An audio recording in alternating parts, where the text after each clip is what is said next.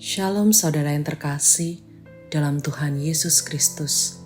Selamat pagi dan selamat datang dalam Renungan Harian Kristen Morning Hope. Kiranya saudara dalam keadaan yang sehat, dipenuhi oleh sukacita dan damai sejahtera.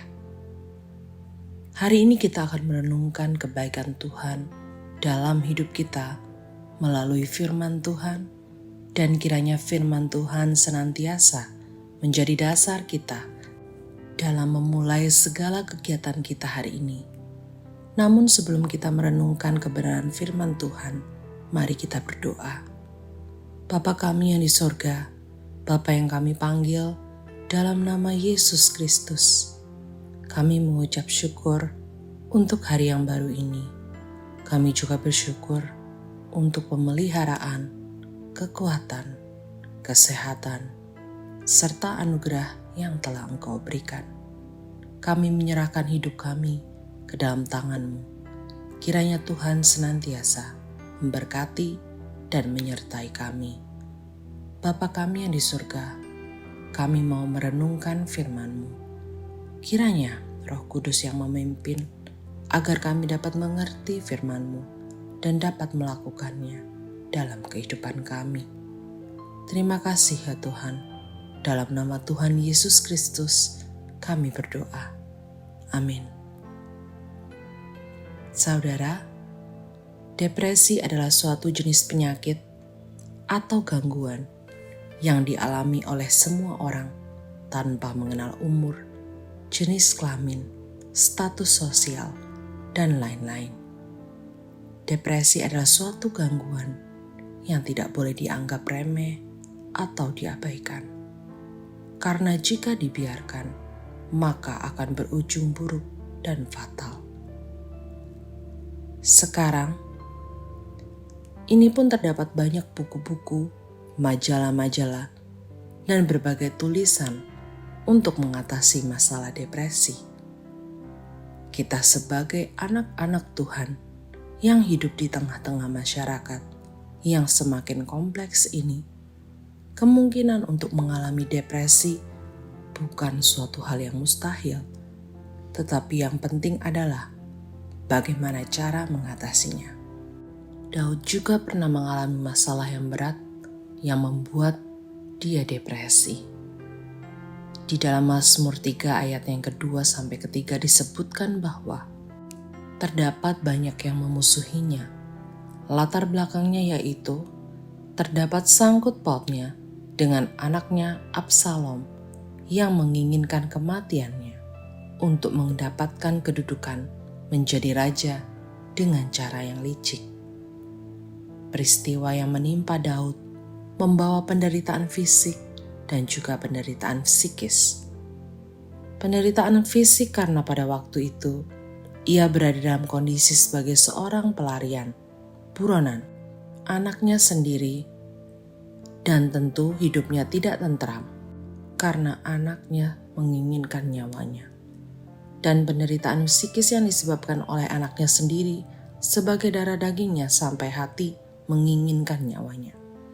Di samping itu, Allah yang selama ini dia percaya seperti tidak mau tahu akan keadaan penderitaannya, sehingga musuh-musuhnya mengejeknya. Melihat masalah yang kompleks yang dialami Daud, sangatlah wajar apabila hal tersebut ia menjadi depresi. Lalu, apa yang menjadi rahasia Daud dalam menghadapi depresi tersebut? Yang pertama, mengatasi dengan doa.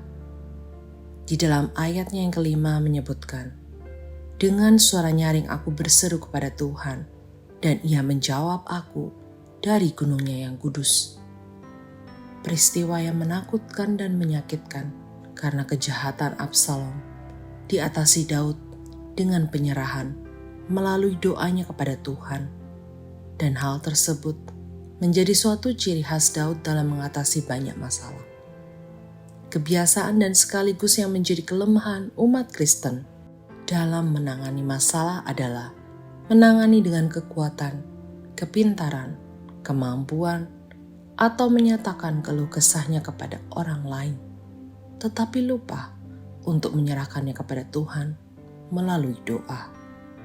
Bukannya tidak benar apabila kita menyampaikan masalah kita kepada orang lain, namun yang lebih utama adalah menyerahkan semuanya kepada Tuhan, sama seperti Daud. Yang kedua, mengatasi dengan iman. Di dalam ayat yang keempat, Daud menyebutkan bahwa Allah adalah perisai yang melindungi dan membelanya. Pada ayat yang kelima menyebutkan Allah sebagai pendengar doanya. Pada ayat yang keenam, Allah sebagai penopangnya. Dan ayat 8 dan 9, Allah sebagai penolong dan akan mengalahkan musuh-musuhnya. Mengapa Daud begitu berani menyatakan akan hal itu? Karena iman Daud yang begitu besar kepada Allah. Saat Daud mengalami masalah hidup, Daud tidak hanya berdoa saja kepada Tuhan, tetapi ia juga beriman. Daud berkeyakinan bahwa Tuhan pasti akan bertindak. Saat ini pun kita percaya dan mengakui bahwa kita adalah orang yang percaya kepada Tuhan. Namun, yang menjadi pertanyaan, bukankah Allah yang dipercaya orang Kristen adalah Allah yang dipercaya oleh Daud? Lalu apabila Allah mau bertindak dalam perkara Daud, mengapa Allah tidak bisa bertindak dalam permasalahan yang kita hadapi? Yang menjadi masalah bukan karena Allah tidak mampu, tetapi karena orang percaya pada saat ini hanya berdoa tanpa disertai dengan iman. Allah tidak pernah tidak mendengar ataupun menjawab doa-doa kita, tetapi seringkali doa kita disertai dengan perasaan ragu-ragu.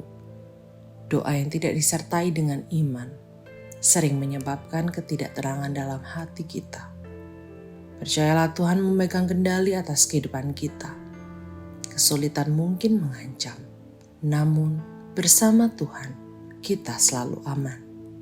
Yakinlah Dia sanggup menunjukkan jalan keluar bagi setiap masalah. Tuhan Yesus memberkati. Amin. Bapa kami yang di dalam sorga, kami bersyukur untuk firman Tuhan yang selalu mengubahkan hidup kami. Ajarlah kami untuk selalu mengandalkan Engkau dalam setiap masalah yang kami alami dalam hidup ini. Dan biarlah kami memiliki keyakinan penuh bahwa bersama dengan Engkau ada jalan keluar bagi setiap masalah. Ampuni salah dan dosa kami. Dalam nama Tuhan Yesus Kristus kami berdoa. Amin. Demikian renungan kita pada hari ini. Kiranya sukacita dan damai sejahtera memenuhi kita sepanjang hari. Tuhan Yesus memberkati. Shalom.